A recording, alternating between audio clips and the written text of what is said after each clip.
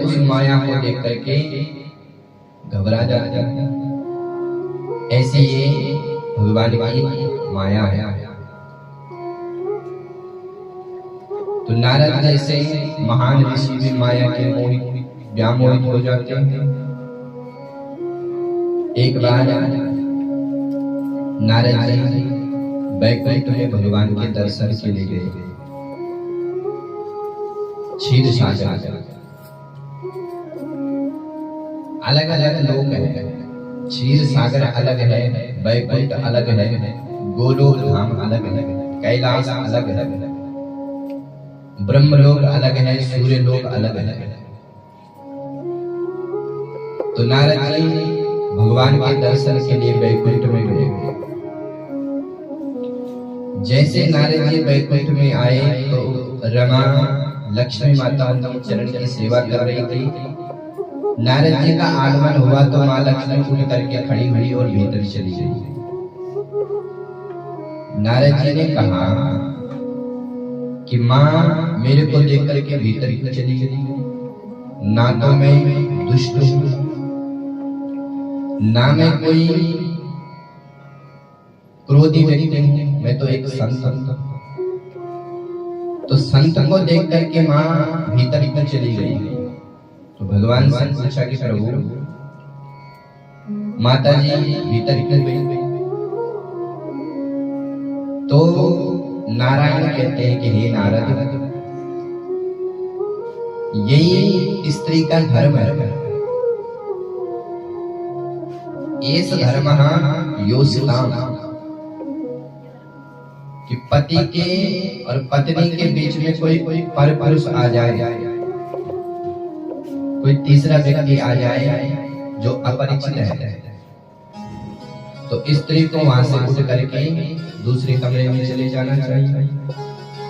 हाँ, कोई भाई है या कोई परिचित अत्यंत घनिष्ठ है तो उसके सामने रह सकते हैं। पति पत्नी आपस में बैठे हैं और उसी समय कोई दोस्त पति का मित्र आ गया तो पत्नी को चाहिए कि वहां से उठ करके भीतर चली जाए। तो नारद जी ने कहा कि प्रभु क्षमा करना, मैं संत हूं, न मैं क्रोधी हूं, न मैं कामी हूं, न मेरे अंदर कोई दुर्गुण है, तो माता जी भीतर क्यों चली गई? तो भगवान कहते हैं कि हे नारद, ये जो माया है इस माया से कोई भी नहीं बच पाया। इस मन से कोई भी संसार में नहीं बच पाया। सौगरी जैसे महान ऋषि जिन्होंने इस धरती का परित्याग करके समुद्र के मध्य में तपस्या की और मन में विचार किया कि ना तो मैं इस संसार को देखूंगा, न इस संसार में मैं पड़ूंगा। हजारों वर्ष तक पानी के भीतर तपस्या करी, लेकिन भगवान की माया। एक दिन सौगरी मुनि ने एक मछली और मत्स्य का संयोग देखा और उसी संयोग को देख करके भीतर काम प्रविष्ट हुआ और राजा मानधाता के पास गए और 50 कन्याओं के साथ विवाह किया। ये भगवान की माया है। देवी हे सा गुणमयी मम माया दुरत्यया। भगवान कहते हैं मम माया दुरत्यया। ये माया जो है ये बड़ी प्रसिद्ध है। ज्ञानी नाम चेतांसी देवी भगवती हिषा बलादा कृष्ण मोहाया महामाया प्रयक्ष। तो भगवान नारायण कहते हैं कि नारद ये माया बहुत खतरनाक है। नारद जी कहते हैं प्रभु एक बार मेरे को इस माया का दर्शन कराओ। तो भगवान ने कहा कि समय आएगा। समय बीता। एक दिन भगवान ने नारद जी से कहा कि नारद आप एक सरोवर में स्नान करो। नारद जी ने सरोवर में स्नान किया और एक स्त्री बन गई। ताल भजनाल के राजा के साथ विवाह हुआ। 10-10 बच्चे हुए और उन्हीं बच्चों के साथ नारद जी स्त्री बने, प्रसन्न रहे। वो बच्चे जब आपस में झगड़ा करते तो नारद जी को रात रात नींद नहीं आई, और जब वो बच्चे आपस में प्रसन्न रहते तो नारद जी अपने को भाग्यशाली बताते कि मेरे समान कोई भाग्यशाली नहीं। देखो मेरे 10-10 बच्चे, सब आपस में प्रेम से रहते थे। हजारों वर्ष बीत गए। एक दिन किसी दूसरे राज्य के राजा ने तालध्वज नाम के राजा पर आक्रमण किया। नारद जी के 10 पुत्र मारे गए, तालध्वज नाम का राजा भी मारा गया। अब नारद जी रोने लग गए कि हे भगवान, ये मेरे साथ क्या हो गया, मैं कैसे अपने जीवन का यापन करूं।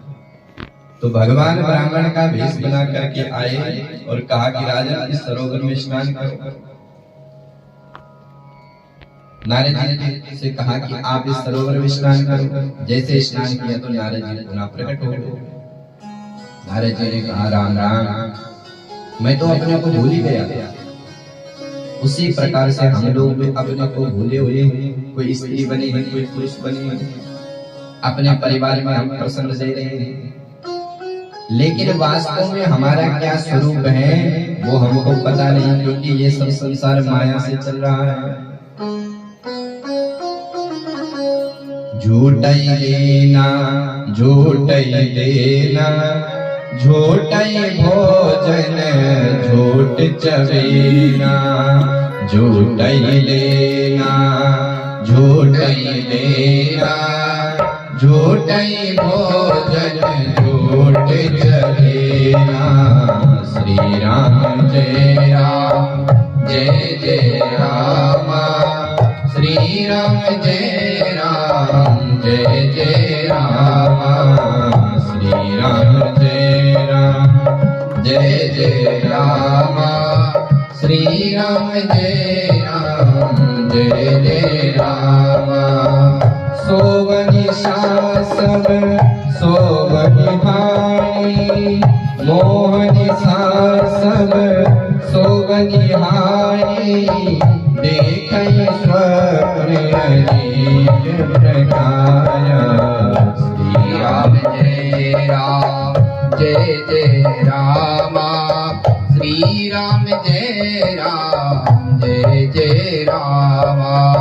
श्री राम जय राम, जय जय राम। श्री राम जय राम, जय जय राम। श्री राम जय राम, जय जय राम। श्री राम जय राम, जय जय राम। श्री राम जय राम, जय जय राम। तो इस संसार में सब कुछ झूठा है, सत्य क्या है? बोले सत्य है तो केवल भगवान का नाम और भगवान की कथा। हम लोग जीवन भर धन कमाते हैं,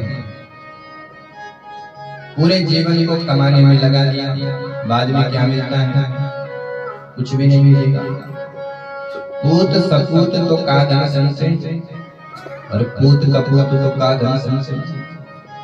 मान लो कि आपने खूब धन कमाया और आपका पुत्र सपूत है, तो वो स्वयं इतना धन कमाएगा कि आपकी कमाई उस धन के समान सामने जीरो हो। यदि पुत्र सुपुत्र हो गए और यदि कुपुत्र हो गया तो आपका कमाया हुआ धन जो है वो भी बर्बाद कर देगा। इसलिए धन के पीछे मत भागो। ये जो कमाई यहाँ पर हो रही है ये असली कमाई है। इस कमाई से हम अनंत जन्मों को अपने सुधार सकते हैं। अनंत जन्मों के जो बिगड़े संस्कार हैं उन जन्मों को हम शुद्ध कर सकते हैं, क्योंकि इस कथा से हमको जीना आता है। और अगर हमको वास्तव में जीना आ गया तो धन संपत्ति हमारे पीछे भागेगी। जहाँ सद्गुण होते हैं, जहाँ सुमति होती है, वही संपत्ति होती है, और जहाँ कुमति होती है वही